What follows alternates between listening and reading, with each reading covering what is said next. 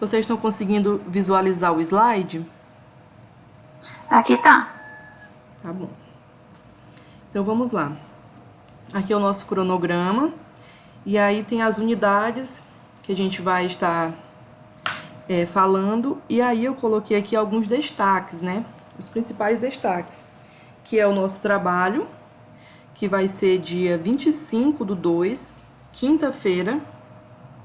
E aí vocês vão me entregar esse trabalho na segunda, dia 1º/3, tá? Então vocês vão ter aí a quinta, a sexta, o sábado e o domingo. Aí vocês vão me entregar no dia 1º. Peraí, rapidinho, porque do dia 26 pulou pro dia... Ah, é porque é fevereiro, né? Tá certo. Eu tava aqui pensando. Pulou do dia 26 pro dia 1º, mas é porque fevereiro só vai até 28, né? É por isso que tá essa data do dia 1º, tá certinho. Então, aí no dia 1º/3, vocês me entregam o trabalho. Então, a gente teve aí quinta, sexta, sábado, domingo, 4 dias para entregar o trabalho.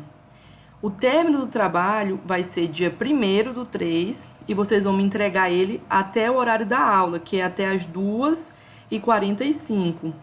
Passando o horário de 2h45, eu não irei mais aceitar o trabalho, de forma nenhuma, a menos, né, que por justificativas legais, né, de uma doença, de atestado, ou outras coisas, né, assim, graves, mas que tem ali um respaldo, aí sim, né, a gente dá para conversar e tentar, né, entender a situação do aluno e fazer o trabalhinho fora do combinado. Mas caso contrário, é essa data e esse horário. Não é nem 3, nem 4, nem 5, nem 6. É até 2h45, tá bom? Eu já vou estar dando aí para vocês 4 dias para você me entregarem esse trabalhinho. Esse trabalhinho, ele vai ser em forma de simulado. Ele vai conter algumas questões relacionadas aos assuntos que a gente viu. No caso, ele vai conter aqui até as doenças de notificação compulsória. A gente vai ver até esse tema aqui, doenças de notificação compulsória. Aí eu passo o trabalhinho, até onde a gente estudou. Perdão, que na verdade vai ser aqui no dia 25, né? Então vai ser até hiperdia e imunização, aí vem o trabalhinho. Aí vocês entregam, né? Aí no dia 2/3 a gente faz a correção do trabalho. Vou fazer essa correção junto com vocês. E a correção do trabalho, ela já vai servir como a revisão da prova, que vai ser dia 3/3 de 2021, aqui na quarta-feira. Aí vocês me entregam a prova em 24 horas, aqui na quinta, né, de 1h30 até 2h45, eu vou estar recebendo a prova. E no dia 5, eu já vou estar entregando a nota. E aqueles, né, que não puderam fazer a prova e entraram com pedido na secretaria, com recurso, né, de prova de segunda chamada, aí a gente vai fazer no dia 5/3. E aí aqueles também que ficarem de recuperação será nessa data. Então essas são as partes mais importantes assim, do nosso cronograma, né? Esses destaques. Vocês têm alguma dúvida quanto ao cronograma? Essa matéria é bem rápida, né, professora? São só 10 encontros. A gente tem que falar assim, correndo, porque são assuntos importantes, mas aí é bem enxuto, né, assim, o tempo. Aí a gente tem que correr. Mas vai dar certo. Vocês têm alguma dúvida quanto ao cronograma?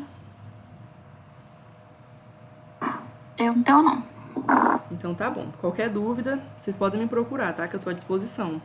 Que às vezes eu posso falar muito rápido e às vezes eu me enrolo aqui, mas vai dar certo. Aí vocês, qualquer coisa que tiver dúvida, pode se sentir à vontade para me perguntar.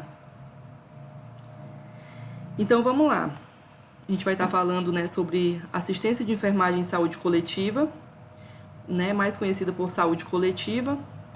E a gente vai estar entrando aqui com a introdução e conceitos, né? E o que seria saúde? Geralmente, né, a gente fala assim, E aí, fulano, você tá bem? Aí o fulano, ele tá com a casa dele desmoronando, desempregado, tá, assim, né, mal pra caramba, mas ele responde assim: eu tô com saúde. Porque a gente tem a mentalidade de que saúde é só ausência de doença. E na verdade não é. Aí entra aqui uma definição da Organização Mundial de Saúde em 1948. Eles já quiseram ali derrubar esse conceito de que saúde é somente ausência de doença, porque não é. E aqui o conceito que a Organização Mundial de Saúde traz é que a saúde ela é um completo estado de bem-estar físico, mental e social, e não meramente a ausência de doença. Então, quando vocês verem cair em prova, vocês já marcam lá. Isso aqui é uma definição da Organização Mundial de Saúde. Veja bem, eu já estou dando aqui para vocês as dicas dos nossos trabalhinhos e da nossa prova. Deixa eu ver se tem alguém querendo entrar. Não, ficou fazendo um barulhinho. Já. Vou voltar aqui. E é isso. E aí, a saúde ela é um direito de todos e dever do Estado, garantido mediante políticas sociais e econômicas que visem a redução do risco de doença e de outros agravos e ao acesso universal e igualitário, as ações e serviços para sua promoção, proteção e recuperação. E isso está no artigo 196 da Constituição Brasileira de 1988. Então, frisem bem esse conceito para vocês gabaritar a nossa provinha e o nosso trabalho. Aí aqui ao lado, eu coloquei, né, aqui os... Opa, deixa eu voltar aqui.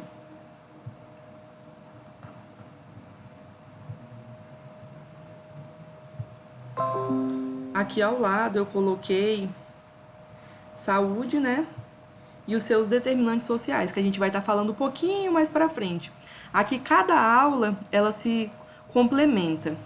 E a gente tem aqui a saúde, ela está interligada com a renda, habitação, cultura, alimentação, meio ambiente, trabalho, serviços de saúde, lazer. Então, tudo isso está interligado para que o ser humano ele tenha saúde, segundo o conceito da Organização Mundial de Saúde. Aí vocês lembram aí que não é apenas a ausência de doença. E aí, saúde coletiva, né? A gente pegou lá o conceito de saúde e agora vamos falar de coletivo. Segundo o dicionário Aurélio, coletivo é aquele que abrange ou compreende muitas coisas ou pessoas. Então, a atenção à saúde coletiva, ela é um conjunto de ações de caráter individual e coletivo. E aí eu vou estar falando para vocês dos pilares da saúde coletiva. A gente vai estar vendo hoje, de hoje até a nossa última aula. A gente sempre vai estar de frente com esses 4 pilares. E aí o que é? Eu coloquei aqui já uma sigla para a gente memorizar, que é a PPTR, que é o quê?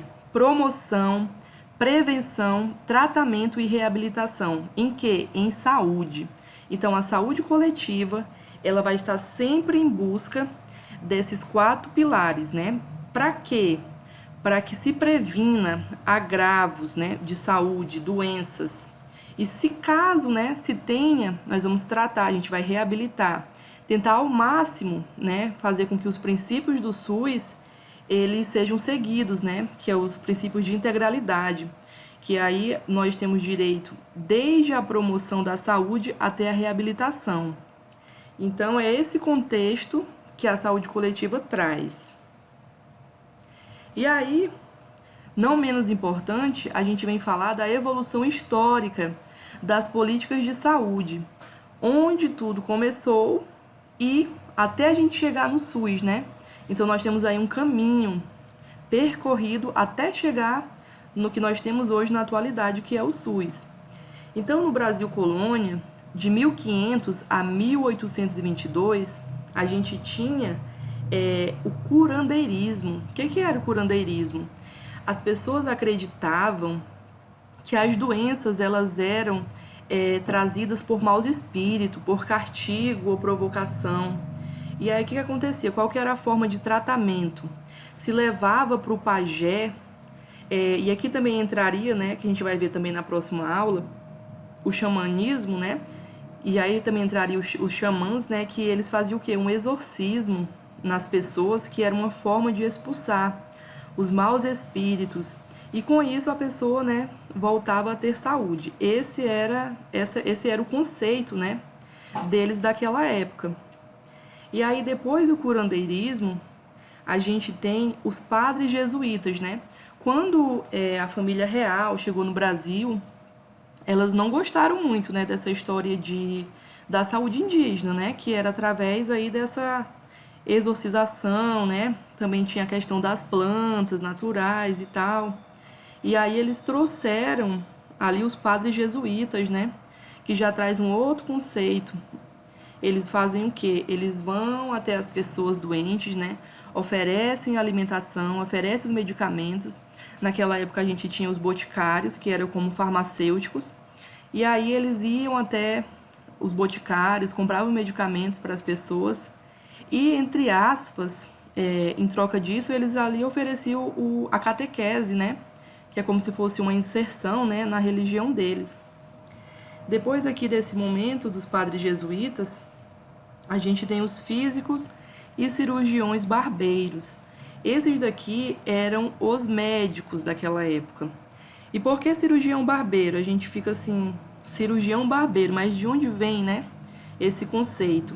É porque, de fato, eles eram cirurgiões e eles eram barbeiros. Eles realizavam pequenas cirurgias, como, por exemplo, arrancar unha, arrancar dente. Fazia também aquelas terapias com... Como é que fala? Que é a mesma coisa das ventosas, mas que é tipo com... Eu esqueci o nomezinho agora. Sanguessuga, né? O nome daquele bichinho. E aí eles faziam esses pequenos procedimentos, né? E eles também faziam barba e cabelo. Então, por isso, o termo, né? Cirurgiões barbeiros. E os físicos também eram tidos como médicos daquela época. E aí, aqui em 1543, vem a introdução da Santa Casa de Misericórdia, onde aquelas pessoas, né, ali, principalmente naquela época hanseníase, eram colocadas nessas casas. Porém, elas não tinham nenhum tratamento, nenhuma prevenção, promoção, nada disso. Era apenas uma casa assistencial. Não existia nenhum assim, perspectiva, né, de saúde aqui nessa Santa Casa. E aí a gente tem, em 1808, né, a chegada da família real no Brasil, onde entra a política médica, intervenção na condição de vida e saúde da população. Aqui começa a vigorar as primeiras ações de vigilância, que eles procuravam controlar o aparecimento de epidemias. E aí, de onde é que vem tudo isso? Tudo isso, com essa chegada da família real, vem da teoria miasmática. Eu quero que vocês anotem aí, se vocês tiverem um caderninho, anotem aí teoria miasmática, que muita gente confunde teoria miasmática com a teoria xamanística, né? Que a teoria xamanística, que a gente vai ver na próxima aula, é a teoria que defende que as doenças vêm de maus espíritos, que é totalmente diferente da teoria miasmática. Quando a gente fala de teoria miasmática, sempre vamos lembrar do cheiro, do ar, sempre lembra do ar. Por quê? Na teoria miasmática, eles começaram a perceber um mau cheiro na cidade, porque as ruas elas eram cheias de lixo, os pântanos eram alagados, ali eu acredito que animais, e tanto animais quanto pessoas, elas morriam e ficavam ali, putrificando no ar. Não tinha um enterro, né? E aí, imagina só como que era, né, o odor dessa cidade, né? Desse local.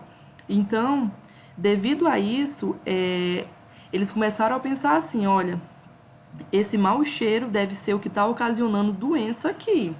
A gente precisa tomar providências, precisa fazer, né, medidas para que cesse esse mau cheiro. E aí foi quando eles começaram aqui com a profilaxia. O que eles fizeram?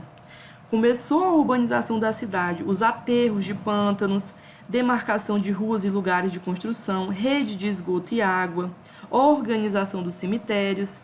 Então aí começa as primeiras formas de saneamento, né? Começa aí as primeiras formas de vigilância também, que eu vou estar falando no próximo slide. Então sempre lembra da teoria miasmática como cheiro, ar, né?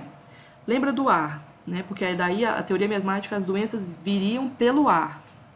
Então coloca aí, teoria miasmática igual a contaminação pelo ar. Aí no alvorá de 22 de janeiro de 1810, ocorreu a criação de um lazarento para a quarentena dos escravos portadores de molésticas epidêmicas. Então, eles começaram a perceber também que ali os imigrantes que vinham, né, eles poderiam estar trazendo doenças. E aí começou a ter criaram esse lazarento onde jogavam, né, gente? Jogava ali os escravos, né, para que eles não contaminassem o restante da população. E aí começou a ter também uma vigilância, né? Como eu falei para vocês, a autoridade sanitária ela poderia conceber o visto de entrada das pessoas na cidade. Então começou a ter um controle de entrada e saída do Brasil, justamente para que se evitasse, né, propagar molésticas epidêmicas ali. E aí, no Brasil Império, de 1822 a 1889, a gente tem o início da era bacteriológica, né? Por Louis Pasteur. Aqui, o Louis Pasteur, ele descobre que as doenças, elas têm um agente etiológico, né? E, consequentemente, se existe um agente etiológico, existem medidas para combater esses agentes. E aí ele descobre o quê? A vacina da varíola. E aí, como a gente já falou anteriormente, né, a gente começa a ter as ações de combate a doenças transmissíveis. E aí, nessa era bacteriológica, a gente tem a teoria da unicausalidade. Supera a teoria miasmática, não mais se acredita, né, que as doenças se vêm pelo ar, mas começa a se acreditar nesses agentes etiológicos. E aí, só que só existia um, né? Então, era como se a única causalidade seria isso. As doenças só se daria por meio de agentes etiológicos, né? Não tinha outras visões, né? Como é que se possa dizer? Não existia outros fatores de doença, era apenas os agentes etiológicos. E aí, na República Velha, de 89 a 1930, a gente segue com a bacteriologia, né, com a teoria da unicausalidade, a medicina higienista, que ela não tomou só o Brasil, mas também começou a vigorar em outros países, né, que a medicina higienista é aquilo que a gente veio conversando, né, a questão do saneamento, né, a questão dos aterros, dos cemitérios. Aí começou o planejamento urbano das cidades. E na República Velha, a gente tem maior incidência das doenças de cólera, peste bubônica, febre amarela, varíolas, tuberculose, hanseníase e febre tifoide.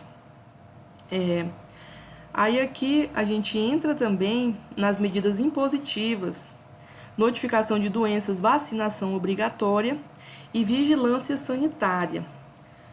Por que vacinação obrigatória, né? Às vezes a gente dá a entender assim, obrigaram as pessoas a tomar a vacina, mas era de forma impositiva. A polícia batia na casa das pessoas, entrava e vacinava. E as pessoas ficavam ali sem saber o porquê e nem que líquido era aquele. Não existia informação, não existia educação em saúde, né? Então, as pessoas começaram a se revoltar. Tanto porque ali estavam passando ali por aquela crise da ditadura, né? E aí a saúde era um caos, não existia saúde, né? Somente aquelas pessoas que, mais pra frente a gente vai ver, que tinha ali, trabalhava para algumas empresas tinha, né? Acesso à saúde através da Previdência, mas não era todas, então tudo aquilo ali foi causando uma revolta na população, né? O que ocasionou, aqui mais embaixo, a revolta da vacina. E aí foi aqui, né, que eles fizeram uma lei número 1261-1904, vacinação antivaríola, que foi a revolta da vacina, né? Quando aconteceu esses fatos deles quererem obrigar, né, as pessoas a vacinarem.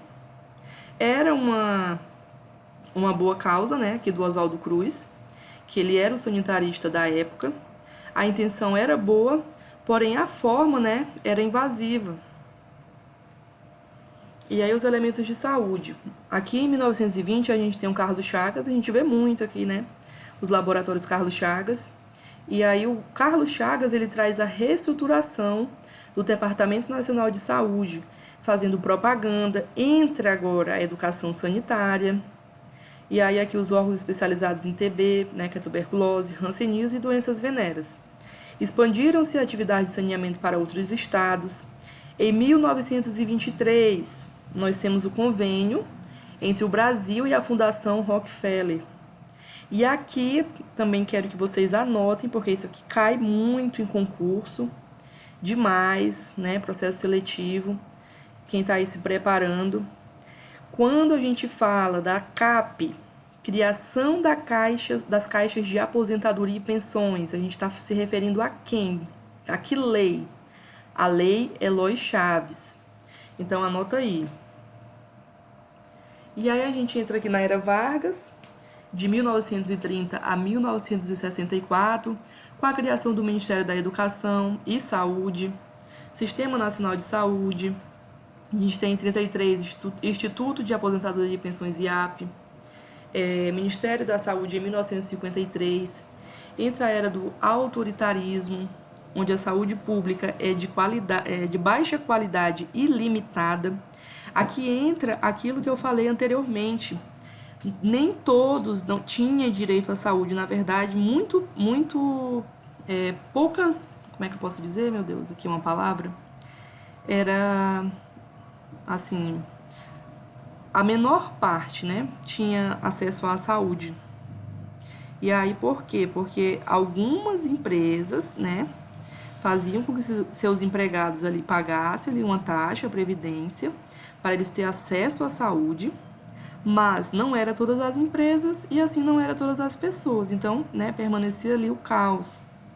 E aí a gente tem aqui em 1970 o movimento da reforma sanitária, e aí em 78 a Conferência de Alma-Ata, em 83 a criação das ações integradas de saúde.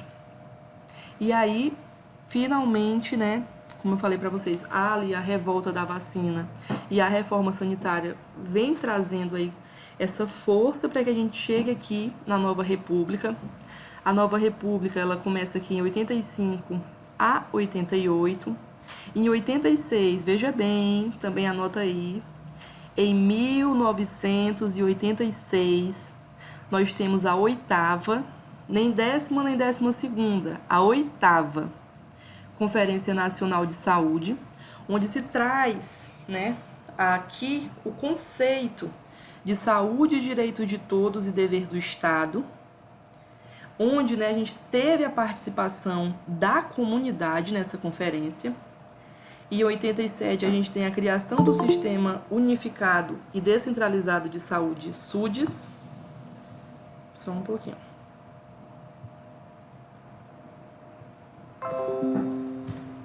Opa, agora eu fui lá pro começo, né?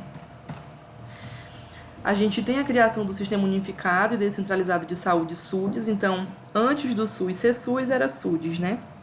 E, finalmente, em 88, nós temos a institucionalização do SUS pela Constituição Federal de 1988.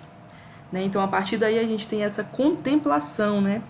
O SUS, ele passa a fazer parte da Constituição Federal. E aí, essas disposições sobre a Seguridade Social nos artigos 194 e 195. E em relação à saúde, nos artigos 196 a 200. E aí, em 1990, ó, pulou ali 2 aninhos, mais ou menos, a gente tem a regulamentação do SUS. Ou seja, né, ali a gente tinha um projeto que foi institucionalizado na Constituição Federal. E aqui em 1990 a gente tem a regulamentação, ou seja, né, regulamentou, né, finalmente ali o projeto saiu, né, vamos dizer assim, saiu do projeto, veio para ação, né? Então a gente tem aqui as leis orgânicas de saúde, que a gente vai estar vendo sempre, né? Eu acredito que vocês já tiveram essa disciplina do SUS, mas sempre a gente vai estar, né, recapitulando, porque o SUS faz parte, né, da nossa saúde. E aí a gente vai estar sempre voltando aqui para a Lei 8080, de 1990, e a Lei do número 8.142.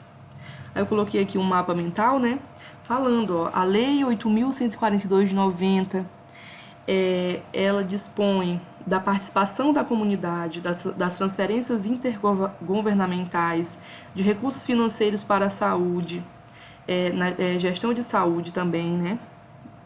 E aí aqui embaixo, já na Lei 8080 de 1990, né? A gente tem dispõe sobre as condições para promoção, proteção e recuperação da saúde, que a gente falou bem no início, né? Organização e funcionamento dos serviços correspondentes à saúde.